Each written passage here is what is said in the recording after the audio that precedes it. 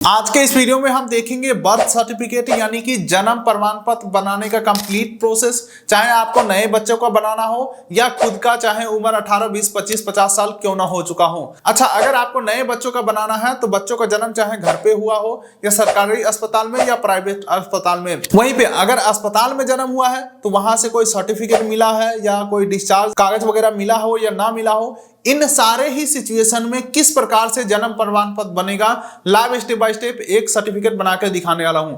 वैसे दोस्तों, ये जो मैं सर्टिफिकेट बनाने का प्रोसेस दिखाऊंगा ये सेंट्रल गवर्नमेंट के वेबसाइट से बनेगा। जिस बात का सीधे सीधी मतलब ये है कि चाहे आप इस वीडियो को आसाम, बिहार, पंजाब, उत्तर प्रदेश, भारत के किसी भी स्टेट से देख रहे हैं तो सभी के लिए प्रोसेस सेम होने वाले हैं। बस सबका स्टेट और डिस्ट्रिक्ट चेंज हो जाएगा। फीस की अगर मैं बात करूं तो किसी स्टेट में 10 रुपए ज्यादा लगते हैं, किसी में कम लगता है, तो किसी स्टेट में फ्री है।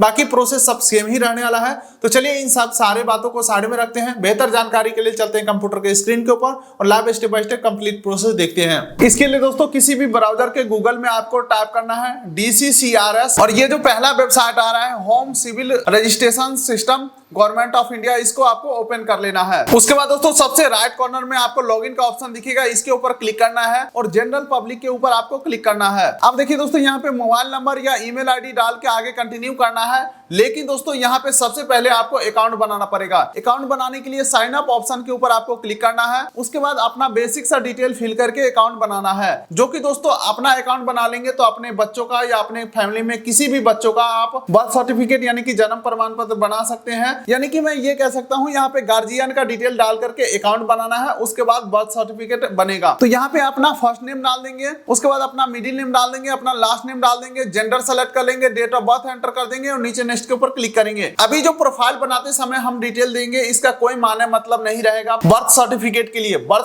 लिए अलग से सारा डिटेल फिल करवाया जाएगा, यहाँ सिर्फ हम अकाउंट बना रहे हैं। अब देखिए दोस्तों, यहाँ पे आपको अपना एड्रेस फिल करना है, तो इंडिया के अंदर का ही हमारा एड्रेस है तो इन इंडिया सेलेक्ट करेंगे। उसके बाद अपना स्टेट सेलेक्ट करना है, डिस्ट्रिक्ट सेलेक्ट करना है। उसके बाद दोस्तों सब डिस्ट्रिक्ट सेलेक्ट करेंगे। उसके बाद दोस्तों अपना विलेज सेलेक्ट करेंगे, फिर विलेज नेम सेलेक्ट करेंगे, अपना पिन कोड डालेंगे। उसके बाद अपना फुल एड्रेस डालेंगे, जैसे कि अगर आप गांव से होंगे तो वार्ड नंबर या जो भी आपका फुल एड्रेस है वो इस पेज के ऊपर आपको फिल करके नीचे नेक्स्ट के ऊपर क्लिक करना है। उसके बाद दोस्तों आधार एंड नेशनैलिटी का ऑप्शन आ चुका है, जहां पे आपको अपना आधार नंबर एंटर करना है। नेशनैलिटी यहाँ पे इंडियन सेलेक्ट करेंगे और टर्म्स एंड कंडीशन एग्री करके नीचे नेक्स्ट के ऊपर क्लिक करेंगे। आधार हमारा वेरीफाई हो चुका है, नीचे नेक्स्ट के ऊपर क्लिक करता हूं। अब देखिए एक मोबाइल नंबर पूछा जा रहा है, मोबाइल नंबर एंटर करके सेंड ओटीपी के ऊपर क्लिक करेंगे और जो हमारे नंबर पे ओटीपी आएगा ओटीपी एंटर करेंगे। हालांकि ये आधार वाला ओटीपी नहीं है और वेरीफाई के ऊपर मैं क्लिक कर देता हूं। अब दोस्तों यहाँ पे कोड वेरिफिकेशन सक्सेसफुल हो चुका है और नेक्स्ट कर देता हूं। अब देखिए दोस्तों एक ईमेल आईडी पूछा जा रहा है, तो मेरे हिसाब से आपको ईमेल आईडी डाल देना चाहिए। अगर आप नहीं भी डालते हैं तो भी कोई दिक्कत वाली बात नहीं है, स्किप एंड रजिस्टर के ऊपर आप क्लिक कर सकते हैं। लेकिन दोस्तों मैं कहूंगा ईमेल आईडी डाल दीजिए, उससे फायदा ये होगा कि जैसे ही आपका जन्म प्रमाण पत्र अप्रूव होता है तुरंत आपके ईमेल आईडी के ऊपर देखने को मिल जाएगा। ठीक है, तो ईमेल आईडी डाल देंगे और ये जो कैप्चा दिख रहा है 15+15 यहाँ पे 30 कर देंगे। जो भी यहाँ पे आएगा कैप्चा वो सही से आपको फिल करना है। चलिए अब सेंड ओटीपी के ऊपर क्लिक करता हूँ। अब मुझे लगता है ईमेल के ऊपर भी ओटीपी जाएगा।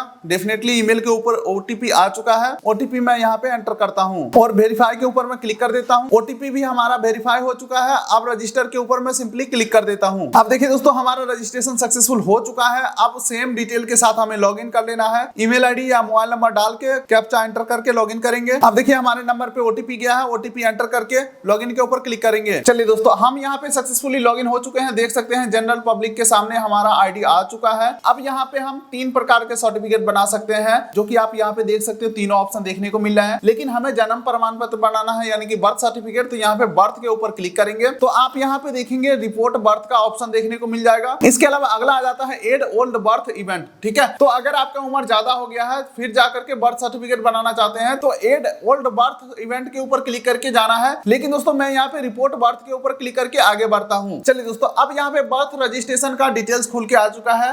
मान के चलिए आपने जो अकाउंट बनाया था वो अपना बनाया था, लेकिन बच्चों का यहाँ पे बर्थ सर्टिफिकेट बनाना है तो अब सारे ही डिटेल बच्चों का फिल किया जाएगा। ठीक है, तो सबसे पहले आपको स्टेट सेलेक्ट करना है, तो स्टेट हमारा आ जाता है बिहार। बिहार में सेलेक्ट कर लिया हूँ। उसके बाद यहाँ पे दोस्तों प्राइमरी लैंग्वेज हिंदी या इंग्लिश सेलेक्ट कर सकते हैं, मैं इंग्लिश ही रखने वाला हूँ। उसके बाद सेकेंडरी लैंग्वेज में हिंदी रखने वाला हूँ। उसके बाद डेट ऑफ रिपोर्टिंग में आज का डेट यहाँ पे आ चुका है। अब देखिए चाइल्ड इन्फॉर्मेशन आ चुका है, यहाँ पे डेट ऑफ बर्थ एंटर करना है, तो बच्चे का जन्म का तारीख आपको एंटर कर देना है। दोबारा से आपको बच्चे का जन्म का तारीख एंटर करना है। उसके बाद बच्चे का टाइम आपको एंटर कर देना है और उसके बाद जेंडर सेलेक्ट कर लेंगे, मेल है फीमेल है। और अगर बच्चों का आधार रजिस्ट्रेशन आपने करा लिया है तो यहाँ पे आप आधार या EID नंबर को डाल सकते हैं। लेकिन दोस्तों मैं यहाँ पे कुछ भी फिल नहीं करने वाला हूँ। चलिए दोस्तों, अब आपको यहाँ पे पूछा जा रहा है क्या आपने बच्चों का नाम रख लिया है। बच्चों का नाम रख लिया है तो यहाँ पे टिक नहीं करना है, और अगर आपने बच्चों का नाम नहीं रखा है तो आपको यहाँ पे टिक करना है। तो दोनों में फर्क क्या है? अगर आपने बच्चों का नाम नहीं रखा है तो यहाँ पे टिक करेंगे तो गार्जियन का डिटेल पूछा जाएगा, जैसे कि देख सकते हैं फादर इन्फॉर्मेशन पूछा जा रहा है। अगर आपने बच्चों का नाम रख लिया है तो अनटिक करेंगे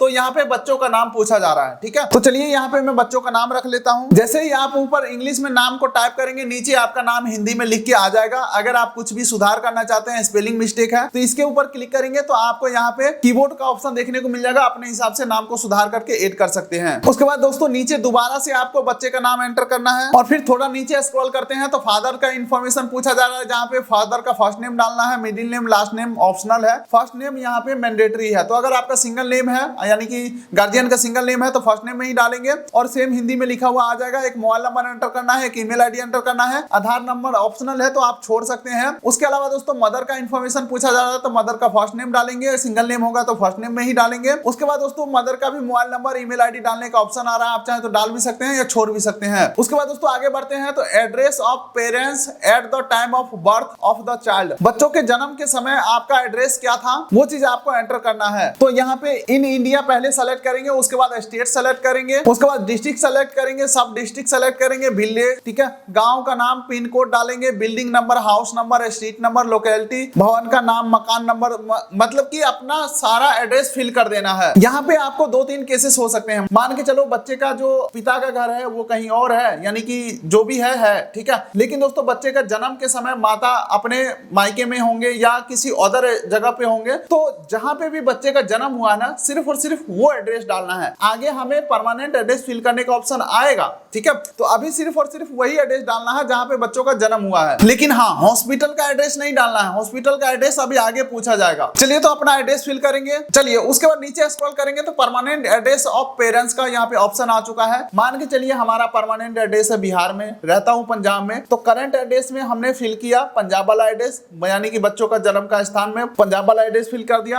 अब देख सकते हैं परमानेंट एड्रेस में मैं फिल करूंगा बिहार वाला एड्रेस को, जो हमारा परमानेंट एड्रेस है। और अगर आपका करंट और परमानेंट सेम है तो यस के ऊपर यहाँ पे क्लिक कर देना है। चलिए दोस्तों, अब यहाँ पे अगला ऑप्शन आ रहा है प्लेस ऑफ बर्थ, यानी कि जन्म का स्थान, जहाँ पे सबसे पहले पूछा जा रहा है बच्चा का जन्म घर पे हुआ है या हॉस्पिटल में हुआ है या अदर जगह पे हुआ है। तो अगर आप घर पे सेलेक्ट करते हैं तो अपना घर का एड्रेस डालना है, और अगर आप हॉस्पिटल सेलेक्ट करते हैं तो हॉस्पिटल का डिटेल डालना है, अगर आप अदर स्थान का सेलेक्ट करते हैं तो अदर स्थान का एड्रेस डालना है। लेकिन यहाँ पे मैं फिलहाल घर का सेलेक्ट करूंगा। और फिर यहाँ पे पूछा जा रहा है क्या जन्म का स्थान बच्चों के जन्म के समय माता पिता के समान है, यानी कि आपने जो एड्रेस दिया है सेम एड्रेस के ऊपर बच्चों का जन्म हुआ है, तो आप यहाँ पे टिक कर देंगे तो आपका जो एड्रेस है वो ऑटो फिल हो जाएगा पिता का एड्रेस वाला। तो दोस्तों ऊपर का सारा डाटा फिल करने के बाद नीचे नेक्स्ट के ऊपर क्लिक करेंगे। आपको अंतिम में यहाँ पे रजिस्ट्रेशन यूनिट का भी ऑप्शन देखने को मिल जाएगा। तो ग्राम पंचायत यहाँ पे गंगसारा, यानी कि हमारे जो भी यूनिट है उसका ऑप्शन आ चुका है, इसे मैं सेलेक्ट कर लेता हूँ। नीचे नेक्स्ट के ऊपर मैं क्लिक करता हूँ। चलिए दोस्तों, अब आपको इस पेज के ऊपर देख सकते हैं माता जहाँ रहती है उनका एड्रेस के बारे में बताओ बोला जा रहा है, ठीक है।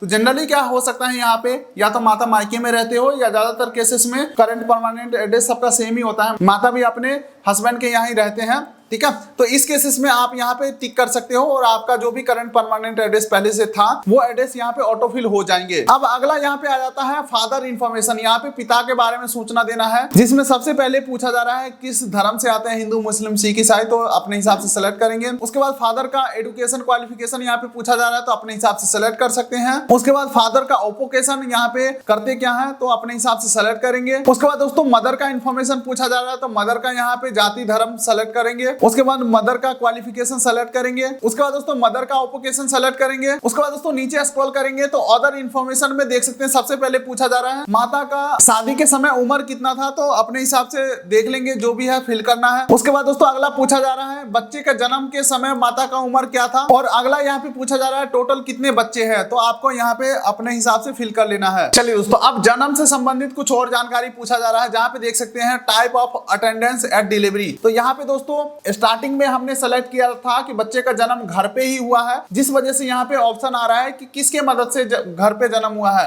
डॉक्टर या नर्स के मदद से, या फिर ट्रेडिशनल बर्थ अटेंडेंस के मदद से, यानी कि गांव या मोहल्ला में जो एक्सपर्ट महिला होते हैं इन कामों में उनके मदद से हुआ है, या रिलेटिव या अदर। ठीक है, तो दोस्तों तीनों ही केसेस अगर आप सेलेक्ट करते हो तो यहाँ पे नॉर्मल डिलीवरी का ही ऑप्शन आ रहा है। अगर हमने स्टार्टिंग में ही हॉस्पिटल सेलेक्ट किया होता तो फिर यहाँ पे सिजेरियन यानी कि ऑपरेशन के थ्रू ऑप्शन आता। तो फिलहाल मैं यहाँ पे नॉर्मल सेलेक्ट कर लेता हूँ, यानी कि स्वाभाविक। उसके बाद दोस्तों बर्थ वेट, यानी कि जन्म के समय बच्चे का वजन कितना था वो आपको एंटर करना है, और ड्यूरेशन ऑफ प्रेगनेंसी यहाँ पे आपको सप्ताह में काउंट करके और लिख देना है कितना सप्ताह में बच्चे का जन्म हुआ है। चलिए दोस्तों, अब यहाँ पे कुछ डॉक्यूमेंट हमें अपलोड करना है, जहाँ पे दोस्तों certificate of identity, date of birth वगैरह के ऑप्शन को सेलेक्ट करके आपको जो इस प्रकार का कार्ड बनता है ये वाला कार्ड भी अपलोड कर सकते हैं। और दूसरा, अगर आपके पास इस प्रकार का कार्ड बना हुआ है तो ये चीजें यहाँ पे अपलोड कर देना है। दोनों चीज अपलोड करके और नीचे नेक्स्ट के ऊपर क्लिक करेंगे। हालांकि दोस्तों अगर मैं हॉस्पिटल सेलेक्ट किया होता, सिजेरियन का ऑप्शन सेलेक्ट किया होता, तो हमें हॉस्पिटल का डिस्चार्ज सर्टिफिकेट या फिर हॉस्पिटल का जो भी प्रूफ होता वो हमें यहाँ पे अपलोड करने का ऑप्शन मिल जाता। चलिए, डॉक्यूमेंट हमने अपलोड कर दिया, नीचे नेक्स्ट के ऊपर मैं क्लिक करता हूँ। अब देखिए दोस्तों, डिटेल हमारा सक्सेसफुली सबमिट हो चुका है। अब आपको इस पेज के ऊपर सारा डिटेल को रिव्यू कर लेना है। सब कुछ सही सही होना चाहिए, अगर गलत है तो बैक करके जा करके सही कर लेना है। हमारे केसेस में सारा कुछ सही है तो नीचे नेक्स्ट के ऊपर मैं क्लिक करता हूँ। चलिए दोस्तों, एक बार फिर से आपको यहाँ पे सारा डिटेल को वेरीफाई कर लेना है। सब कुछ सही है तो यहाँ पे टर्म्स एंड कंडीशन एग्री करेंगे और नीचे सबमिट के ऊपर क्लिक करेंगे। चलिए दोस्तों, सारे डिटेल सबमिट करने के बाद आपको कुछ पेमेंट करने की जरूरत होगा। देख सकते हैं मेरे केसेस में 10 रुपए का पेमेंट मांगा जा रहा है। यहाँ पे प्रोसीड टू पेमेंट के ऊपर क्लिक करके पेमेंट कंफर्म करना है। पेमेंट के लिए आगे बढ़ते हैं तो देख सकते हैं एप्लीकेंट का नेम और इवेंट टाइप में आपको बर्थ सेलेक्ट करना है, और नीचे अमाउंट 10 रुपया डाल के प्रोसीड टू पे के ऊपर क्लिक करेंगे और पेमेंट को कर देना है कंफर्म। जैसे ही पेमेंट कंफर्म करते हैं इस प्रकार का पेमेंट रिसिप्ट भी आपके पास जनरेट हो जाएंगे, और फिर आपका जो एप्लीकेशन है वो सक्सेसफुली सबमिट हो जाते हैं, और यहाँ पे आपको ट्रैकिंग डिटेल भी देखने को मिल जाएंगे। अब दोस्तों आगे का क्या प्रोसेस होता है ये भी जान लीजिए।